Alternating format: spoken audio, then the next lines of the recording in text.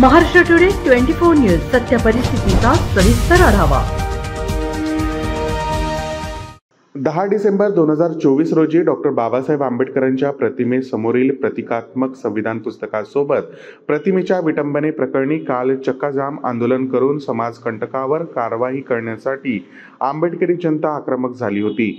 पुन्हा आज परभणी शहरात बंदचे आवाहन करून आंदोलनकर्त्यांनी उग्र रूप धारण करून शहरातील मुख्य बाजारपेठेत घोषणाबाजी करत दुकानाची तोडफोड करत वाहनांची तोडफोड सहित जाळपोळही केली। त्यात जिल्हा व पोलीस प्रशासनाने शांतता व सुव्यवस्था राखण्यासाठी प्रयत्न करत आंदोलनकर्त्यांना शांत करण्याचा प्रयत्न केला।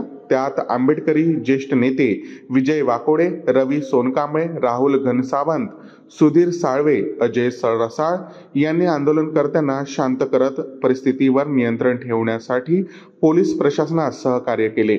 सध्या परिस्थितीवर नियंत्रण असून सध्या शहरात तणावपूर्ण शांतता आहे। महाराष्ट्र टुडे मराठीसाठी ब्युरो रिपोर्ट विशाल गायकवाड, परभणी। आजच महाराष्ट्र टुडे 24 न्यूजला सबस्क्राइब करा आणि सत्य परिस्थितीचा सविस्तर आढावा पहा।